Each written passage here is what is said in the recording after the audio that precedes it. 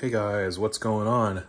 Coming at you with this update here on the 79 CJ7 project. Obviously you can see the tub has been flipped over. The seam sealer has gone on. Undercoated it, painted it, well painted it then undercoated it. You know, the undercoating job isn't perfect, but the undercoat is where it needs to be. This area I'm not gonna undercoat just because I don't really feel like it really needs to be undercoated here. But at the same time, that may change. I don't know. You know, down the road I may get some undercoating on it. Yeah, all the body mount bolt holes are good to go. This body mount I thought I was going to have to drill and tap. Turns out the plate was just shoved over. So that was a big relief. The only body mount that I had a bit of issue with was the passenger side rearmost body mount. They had welded the cage for the cage nut a little too far forward. So the bolt hole couldn't really get into the opening in the metal. So just a hammer and a chisel, I flattened down the little tab on the cage nut, and now that body mount bolt hole should be good to go. Yeah, other than that, I mean, we also got the firewall painted. So the underside of this tub is 100% done, good to go. The other big change is the frame. You can see here, over the weekend, spent a bunch of time getting these rear frame caps and the rear cross member put on. It wasn't terrible, but there were some challenges. The passenger side frame just had some rust jacking where it goes up, but the rest of the frame was in pretty good condition. But I wound up chopping it out and doing the frame cap anyway, just because of that rust jacking area was going to blow out sooner than later. This side of the frame was gone. There was a plate that was welded here that there was no metal behind anymore, and it was just really thin, really rotten. But both of those went on, and then I got the rear cross member on. I did have to trim on the bottom because due to the rust cap, or the frame cap, it was slightly too wide for the cross member to slip over the frame like normal. So got the bottom chopped off and got everything welded in, so that's good. You can see we've got the gas tank put in, factory skid plate with a new gas tank on it, and we have our vapor line as well as our return and send line hookup. Got our wires here for the sending unit. Now all of these are just nickel copper line that I bent by hand. I also ran the front to back brake line and got everything routed through clips where it all needs to go. So that's all squared away. Now I can put the tub on and not have to worry about trying to run these lines with the tub on and deal with all that BS.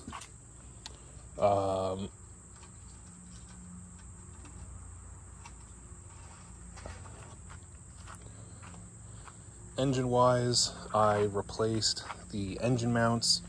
You can see we have the transmission, transfer case, and skid plate pulled. The skid plate I'll have to clean up and paint, but the transmission has to get rebuilt. I mean, this thing was a mud rig, and the transmission fluid is very dark and smells pretty bad. So I'm sure the transmission is not in good condition.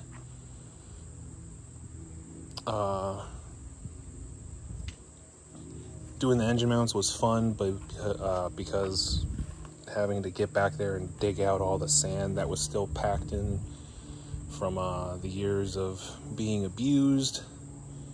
But we got all that cleaned up. You can see I hit the engine with just some black paint. I mean, this thing looks like it had been gone through at one point. So, you know, there isn't any real leaking issues. We did the valve cover gasket when we got the Jeep. So, just sprayed it with black. Color doesn't matter to me. We have our alternator mount here.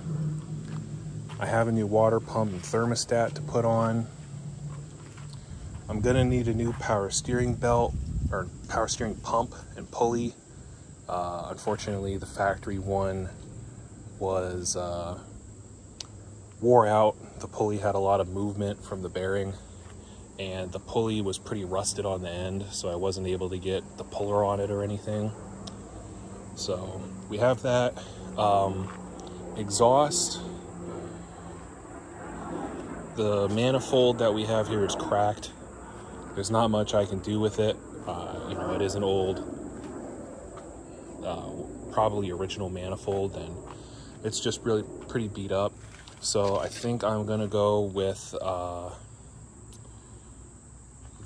set of Hedman headers.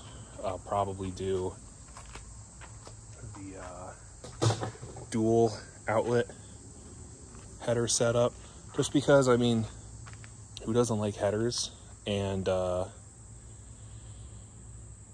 it's not that much more expensive than a factory replacement manifold, but a lot of the reviews on the aftermarket manifolds that I'm seeing are not good. So I don't want to really risk. I don't want to really risk wasting my time on aftermarket manifolds that I'm gonna have to change anyway. So that's the plan with that. The intake and the exhaust manifold are gonna come off once the engine goes back inside. I'll clean up and paint the intake, redo the carburetor, or replace it, who knows, but all that good stuff. The other thing I did, you can see we replaced this body mount plate here. It's the only one besides the two in the back from the cross member that were missing that had any rust issues. The rest of them are definitely usable. I mean, there's definitely some pitting where the original bushings were sitting, except for in the back here. But those are all still very usable. But this one here had rotted away. So I had another Rust Buster product, a frame body mount kit, but they weren't the same as the factory body mounts. You know, it would have just been a butt weld instead of having these ears that come off. So I just cut the new hole out, cut the rust out, and sandwiched it on top. So that body mount will sit a little bit higher than all of the other ones, but it won't matter. You know, I'm using the rubber bushings, so that one will just squish down a little bit more than the rest of them will. But yeah, and then I also went through and sprayed the inside of the frame front to back with wool wax, and I brushed wool wax onto the top of the frame. I'm a big believer in wool wax over fluid film. The wool wax just goes on thicker, whereas the fluid film I find goes on really thin and really runny. This wool wax is almost like grease. So it brushes on thick, it fills in everything really nice. So I got it on top and I got it sprayed inside the frame front to back. So hopefully this frame will last for a pretty long time. Now for the welds back here, you know, I'm sure people are going to say, well, why don't you seam seal it, do all that stuff. Seam sealing doesn't really matter at this point. You know, they didn't seam seal any of the other welds, which they should have, but these frame caps, they're a temporary thing just to keep the Jeep on the road for now. You know, frame caps are definitely not as strong as having the factory style frame. So this is just a cheap way to get this frame back to being usable and get the Jeep on the road to enjoy for a little bit. But ultimately, this will rot back out again. I will have issues with it, and when that happens, I'll just spend the $2,000, $2,500 on a brand new frame, because they reproduce these frames in better condition, and you can customize how the frame is made with, you know, what spring options you want, whether it's YJ or CJ springs and shackle flips and reversals and all that other good stuff. So but yeah, so frame's good, body's good. Once the sun has shaded this area of the driveway, we are going to get my brother's Jeep out, move the frame over, get the tub out, and mount the tub onto the frame and bolt it down. So that's going to be pretty exciting. And I will definitely come back and give you guys an update video once the tub is on and what the future plans are going to be. You know, what's next now that the frame and underside of the tub are good to go. So look out for that video, and I'll catch you guys later.